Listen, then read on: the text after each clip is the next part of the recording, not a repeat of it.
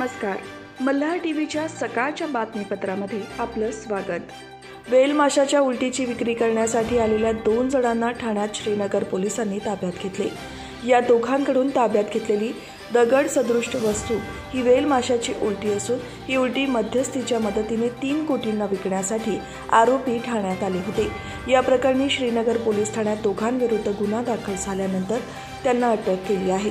ठाण्यातील वागळे इस्टेट परिसरातील रोड क्रमांक 16 येथे 2 जण वेल माशाची उलटीच्या विक्रीसाठी येणार असल्याची माहिती श्रीनगर पोलीस ठाण्याचे सहाय्यक पोलीस निरीक्षक शिवराज बेंद्रे यांना मिळाली होती. त्यानुसार बेंद्रे यांच्या पथकाने सापळा रचून मुजमिल सुभेदार आणि शहजाद कादरी या दोघांना ताब्यात घेतले. त्यांच्याकडील बॅगमध्ये पिवळसर तांबट रंगाचा वेगवेगळ्या आकाराचा पदार्थ सापडला. पोलिसांच्या चौकशीत हा पदार्थ वेल माशाची उलटी असल्याचे समोर आले. ही उलटी मध्यस्थीच्या मदतीने 3 कोटींना विकणार होती अशी कबुली त्यांनी दिली. पोलिसांनी दोघांना ताब्यात घेऊन वेल माशाच्या उलटीसह 2 मोबाईल फोन जप्त केले. या दोघांना न्यायालयात 26 डिसेंबरपर्यंत पोलीस कोठडी सुनावली आहे.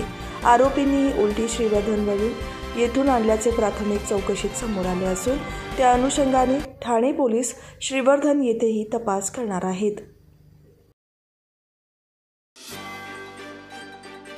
नवी मुंबई विमानतळ प्रकल्पास लागून तिसरी मुंबई म्हणून विकसित केल्या जात असलेल्या नवी मुंबई विमानतळ प्रभाव अधिसूचित क्षेत्रात सिडको प्रशासनाने अंतर्गत मेट्रो प्रकल्पाच्या उभारणीसाठी सूचीबद्ध असा आराखडा तयार करण्याच्या हालचाली सुरू केल्या आहेत. नेरूळ उरण मार्गावर तरघर रेल्वे स्थानक ते आंबिवली असा 19 किलोमीटर तर कळंबोली चिखलेकोन पासून नवी मुंबई विमानतळापर्यंत नवा मेट्रो मार्ग विकसित करता येऊ शकतो का याची चाचपणी करण्यासाठी सिडकोने एका अभ्यास गटाची स्थापना केली आहे. याच अभ्यास गटामार्फत भविष्यात याच भागात वाहतुकीचे आणखी काही पर्याय आखता येतात का याविषयीचा अहवाल सादर केला जाणार आहे. नवी मुंबई आंतरराष्ट्रीय विमानतळ क्षेत्रालगत सिडकोने तिसरी मुंबई वसवण्याचा महत्त्वाकांक्षी प्रकल्प हाती घेतला आहे. या प्रकल्पाचे क्षेत्रफळ 561 चौरस किलोमीटर इतके असून हे नवे शहर 11 टप्प्यात विकसित केले जाणार आहे. मुंबई महानगर प्रदेश विकास प्राधिकरणामार्फत उभारण्यात आलेल्या शिवडी न्हावाशेवा सागर सेतूचे काम पूर्ण झाले असून लवकरच हा सेतू प्रवासासाठी खुला करण्यात येणार आहे.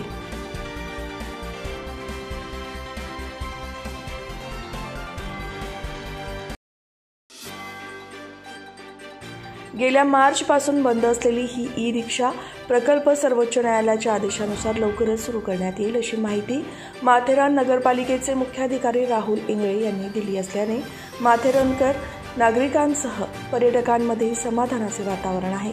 मार्च महिन्यापासून बंद असलेल्या ई-रिक्षा नगरपालिकेच्या आवारात उभ्या आहेत.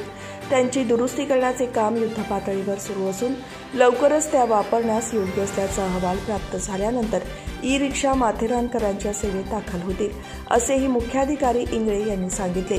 त्यामुळे अनेक दिवस प्रतीक्षा करत असलेल्या ज्येष्ठ नागरिक तसेच दिव्यांग आणि शाळेच्या विद्यार्थ्यांची सोय होणार असल्याने समाधान व्यक्त करण्यात येत आहे. ई-रिक्षा सुरू झाल्याने माथेरानमध्ये येणाऱ्या पर्यटकांमध्ये वाढ होईल असा विश्वास स्थानिकांकडून व्यक्त करण्यात येत आहे.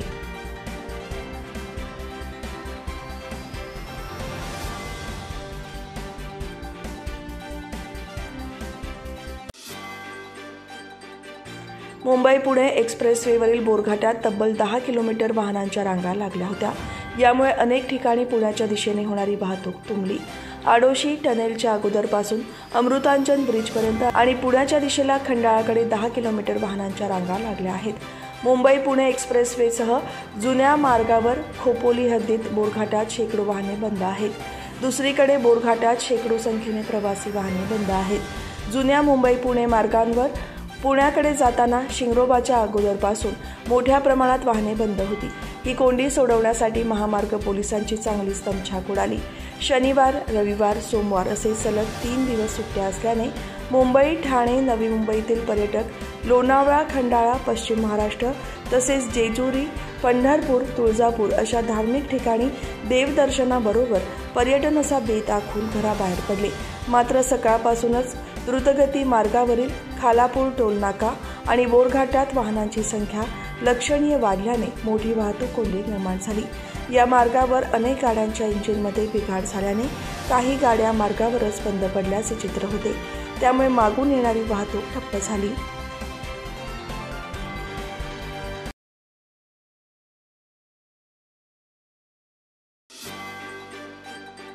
राज्याचे मुख्यमंत्री एकनाथ शिंदे येत्या 7 जानेवारी रोजी शासकीय कार्यक्रमासाठी कर्जत येथे येणार आहेत। यावेळी कर्जत शहरातील विकास कामांचे लोकार्पण आणि काही विकास कामांचे भूमिपूजन मुख्यमंत्र्यांच्या हस्ते करण्यात येणार आहे।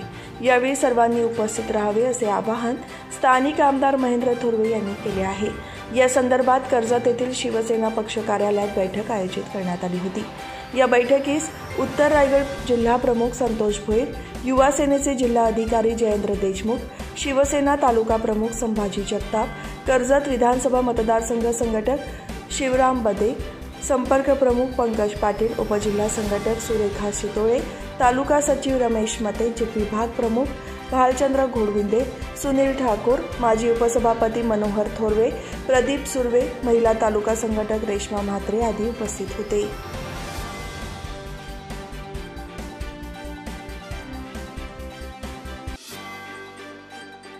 चौक परिसरात ढगाळ वातावरणामुळे पावसाची शक्यता निर्माण झाल्याने खरेदी विक्री केंद्रांवर आणलेल्या भाताचे मोठे नुकसान होण्याची शक्यता निर्माण झाली आहे। शासकीय नियमाने भात खरेदी सुरू झाली आहे। खालापूर तालुक्यात एकमेव भात खरेदी केंद्र चौक आहे। या ठिकाणी नेताजी पालकर सहकारी भात गिरणी आहे। या ठिकाणी शेतकऱ्यांनी मोठ्या प्रमाणावर भात आणला आहे। मात्र सध्याच्या हवामान खात्याने पावसाचा अंदाज वर्तवला असल्याने भात गिरणीच्या बाहेर उघड्यावर असून ताडपत्री टाकण्याचा केविलवाणा प्रयत्न केला असल्याचे दिसत आहे। अनेक आपत्तीतून शेतकरी यांनी भात पिकवला आहे। भात सुरक्षित राहिला अशी व्यवस्था देखील नाही, त्यामुळे शेतकरी चिंतेत पडला आहे। त्यामुळे पावसात भात भिजून नुकसान होऊ नये यासाठी खरेदी केंद्राने योग्य सोय करावी अशी मागणी करण्यात आली आहे।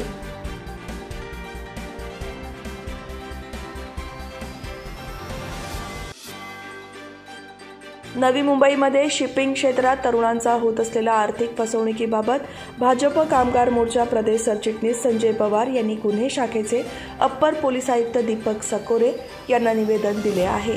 या निवेदनात संजय पवार यांनी नवी मुंबई हे 21व्या शतकातील शहर असून व्यापार, वृद्धी आणि आधुनिकीकरण दिवसेंदिवस वाढत जाणारे आर्थिक क्षेत्र यामध्ये महत्त्वाची भूमिका बजावत आहे। CBD बेलापूरमध्ये शिपिंगची ट्रेनिंग देणारे काही कॉलेजेस देखील अनेक मुलांना चांगली ट्रेनिंग देऊन या ठिकाणी शिक्षित करतात, परंतु या शिपिंगच्या क्षेत्रात नवी मुंबईमध्ये तरुणांची मोठ्या प्रमाणावर फसवणूक होत असल्याचा अनेक तक्रारी आम्हाला प्राप्त होत असतात। याबाबत त्वरित कारवाई करून फसवणूक करणाऱ्या कंपनीवर गुन्हे दाखल करून त्या तातडीने बंद कराव्यात अशी मागणी त्यांनी या निवेदनातून केली आहे।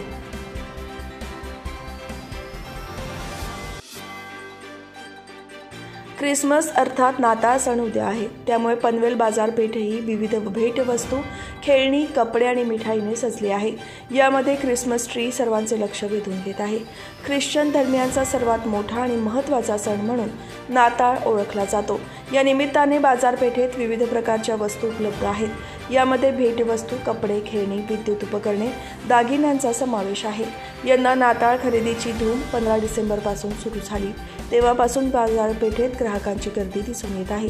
बाजारपेठेतील दुकाने नाताळच्या सजावटीने सजलेली आहेत। दुकानदार आपल्या ग्राहकांना आकर्षित करण्यासाठी नाताळच्या थीमवर विविध ऑफर आणि प्रमोशन्स देत आहेत। नाताळ दरम्यान ख्रिस्ती बांधवांमध्ये महत्त्वाचे मानले जाणारे ख्रिसमस ट्री आकारानुसार 250 ते 1500 रुपयांपर्यंत उपलब्ध आहेत। यंदा ख्रिसमस ट्रीसह अन्य वस्तूंच्या किमती वाढल्या असल्या तरी त्या आवर्जून खरेदी केल्या जात असल्याचे व्यापाऱ्यांकडून सांगण्यात आले।